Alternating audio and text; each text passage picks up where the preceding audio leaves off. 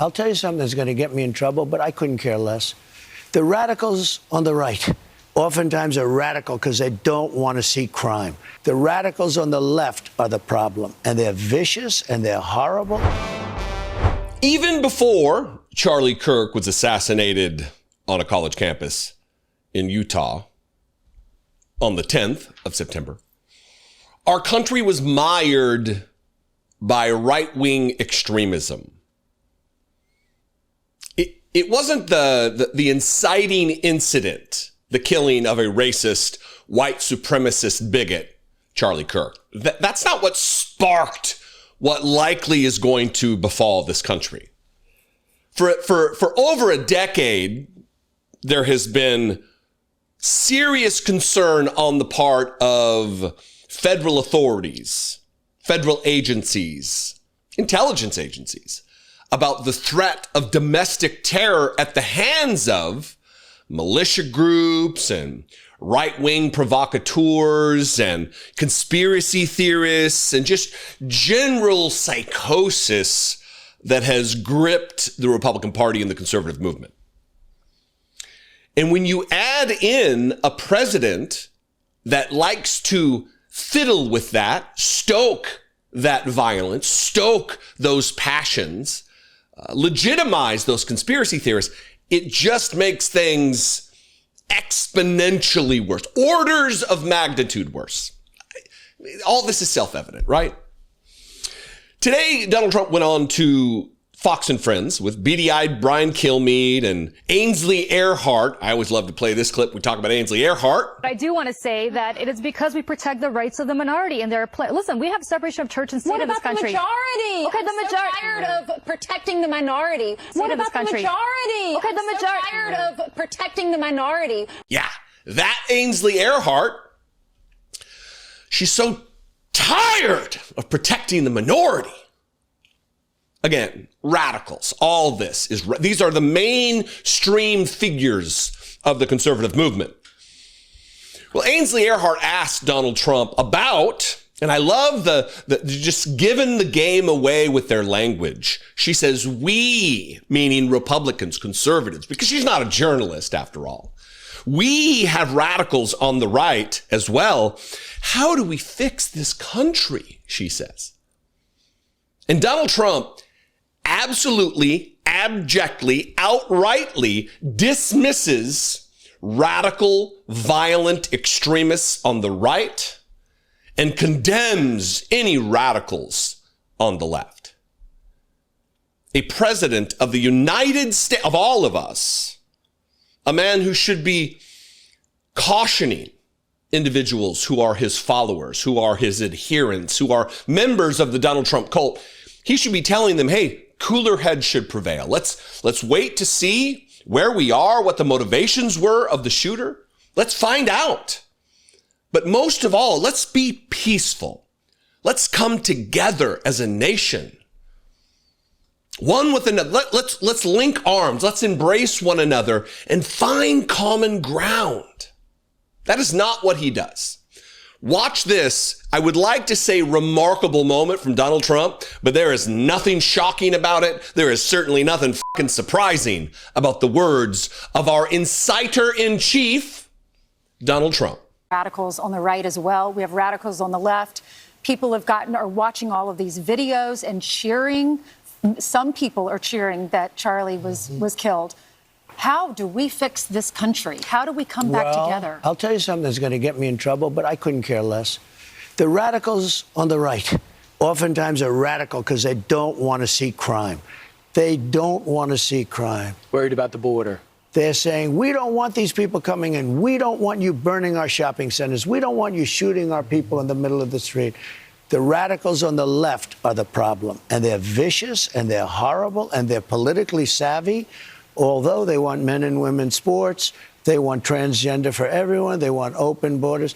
Did the radicals on the right who attempted to overthrow the United States government during an armed, violent insurrection against the country, did they just want to not see crime? Also, this coming from a man who lies about crime statistics, who acts as though he said today in this interview that Chicago is worse than Afghanistan. The guy who acts like DC, which is now totally safe, was a hellscape before he invaded the city with the military that is currently being occupied by the military. The city I live in, the city I dine in, the city my wife walks unaccompanied at night by herself in, feeling safe. All of its lies. But he whips his fearful, weak, all of these conservative men who act like mighty alpha warriors, strong, steely-eyed dudes who can't even take the subway, who are too afraid to walk in, not to the metro subway, but into a Subway sandwich shop, not armed to the teeth, just in case. He promotes this. He infuses this ideology into them. And they're ready. They are ready to take action. The radical, violent, extremist wing of the Republican Party, which is growing, it is overtaking as a percentage of members of the party.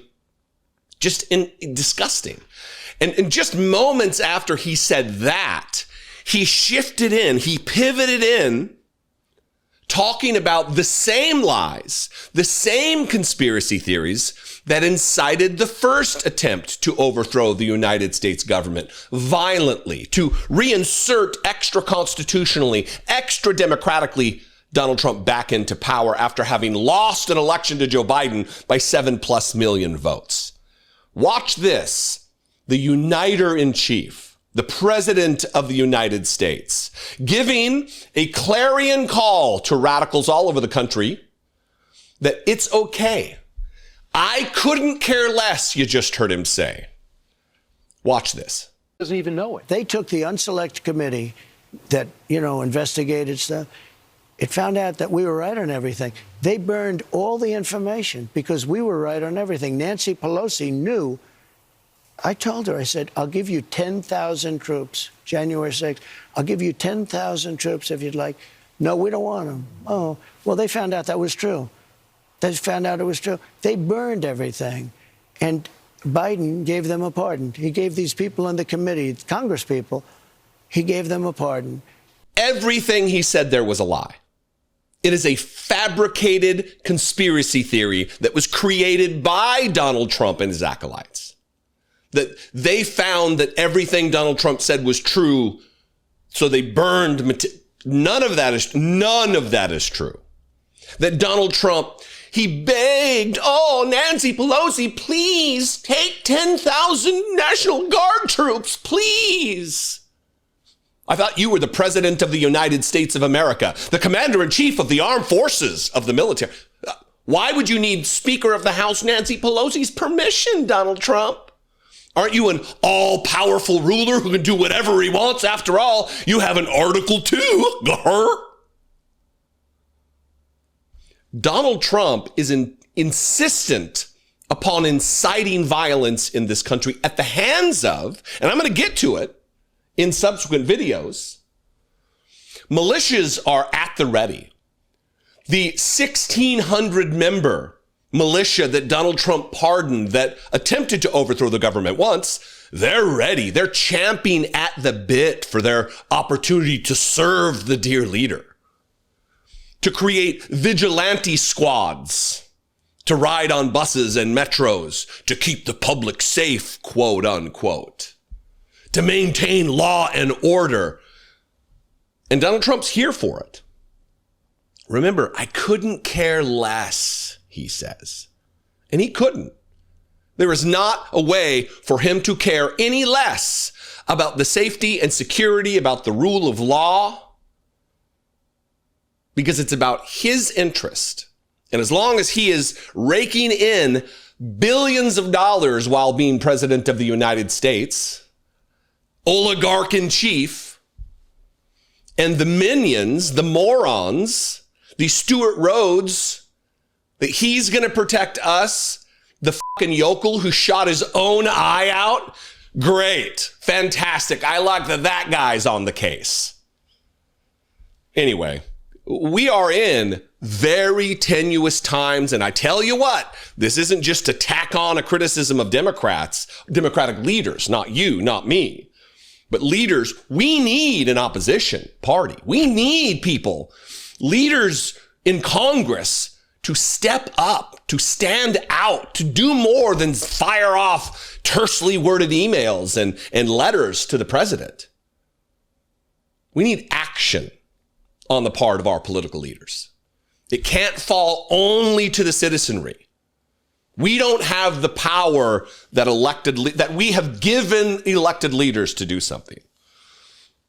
This is a direct call, please, an appeal to Hakeem Jeffries, to Chuck Schumer. I don't think they're up to the task. Maybe that's where I'll leave you. What do you think? How am I wrong? Where am I right? You can tell me in the comments below. I would love to hear from you. You can also call the voicemail line 714-576-4054. And of course, as always, you can email me daily@dollemore.com. Please, I have refrained from talking about supporting this work and helping promote or helping produce these videos during the entire saga of Charlie Kirk's death.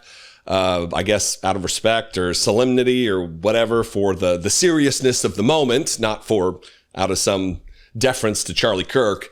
But if you do appreciate what I do, if you like my style, if you like what I say, if I bring you value, please consider supporting and helping produce these videos with me. You can click the join button below this video on YouTube is one way for $2 a month, become a channel member. You can also go over to my Patreon page, which is much better way to do it. In fact, if you wanted to cancel your YouTube and just become a patron on Patreon, YouTube would hate it, but it would be great for us because they take way less money on Patreon. Go to patreon.com/IDoubtItPodcast. I love and appreciate you very much. Keep your head on a swivel and prepare yourself. I love and appreciate you. Again, be genuine. Take care of one another.